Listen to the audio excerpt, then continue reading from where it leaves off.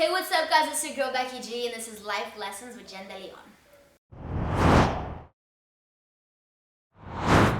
For me, something that I feel that I've learned along the way of my 18 years of life is everything happens for a reason.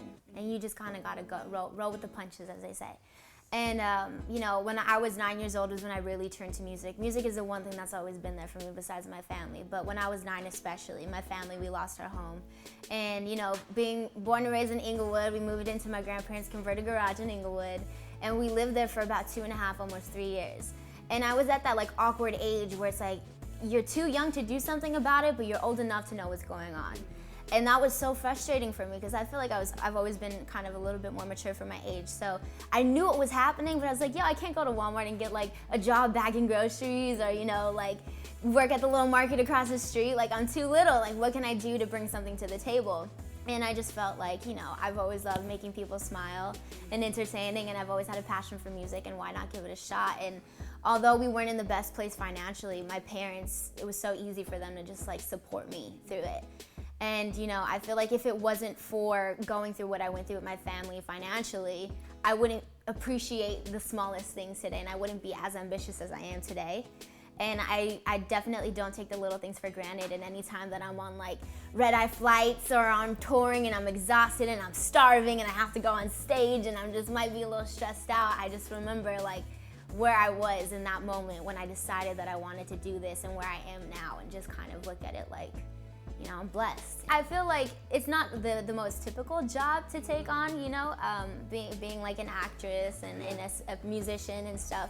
But I remember when I booked my first little commercial and I got my first check from it, I remember just being I can't wait to give this to my mom and dad. This is gonna be so cool, because I felt that sense of responsibility felt so good to have. And it's kind of when you're really little as a little girl and you have the fake babies and you're taking care of the baby, I've always looked at my younger siblings like that. So I kind of felt wow, I'm giving them a paycheck to help them put gas in the car to take us to school, or to go get the little McDonald's, 10-piece chicken nuggets for each one of us, or whatever it was. The check wasn't much, but I knew it felt good to bring something to the table. And I still feel as hard as I work, I'm never ever gonna be able to repay my parents for all the sacrificing and all that they've put into it. Because it's not just me. I decided to do this with my life. I may be the one putting in most of the hours, but they still make sacrifices too. So I feel as a teenager, no matter what, not just my personal experience, but I'm so close with all my older cousins too, and the ones that are the same age as me, and it's the scariest feeling is feeling you're disappointing your parents, or feeling that judgment from them. But you have to remember that at some point in time they were in the same position as you. They felt the same way about their parents. And you can be the one to change that cycle of feeling you have to keep things away from your parents. Because I definitely did that with mine.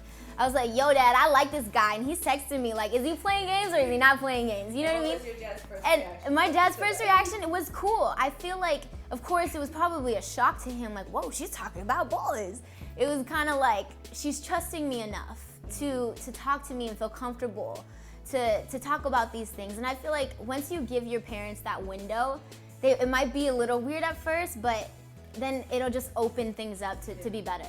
I think what's made me mature a lot faster than the average kid my age is just simply everything that I've been through in my life. I think being in the entertainment business plays a big factor in it, just because I am surrounded by adults, almost 25-8 technically.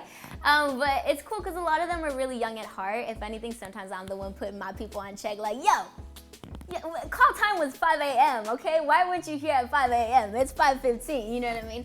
So there's a nice balance in my life right now. But I think too, just growing up, being the oldest of 4 kids, and helping my mom change diapers and all those things. And my parents were super young when they had me. They're high school sweethearts. And I feel I grew up with them in a sense, so I got to see all their struggles and all the problems that they went through and how they overcame them. And they're so open with me that it saved me from going through all the crazy drama that the average teenager would go through. I think my biggest struggle in the industry, being a young woman and also being in a male-dominant entertainment business and being so little, I guess, is I think some people, for me, age is just a number. And I feel my biggest struggle was getting signed at 14 and me being so mature for my age and being able to write songs about whatever it was. Because for me, it's not necessarily that I had to be going through those things, but like I was so aware of my surroundings that I was able to put myself in different scenarios.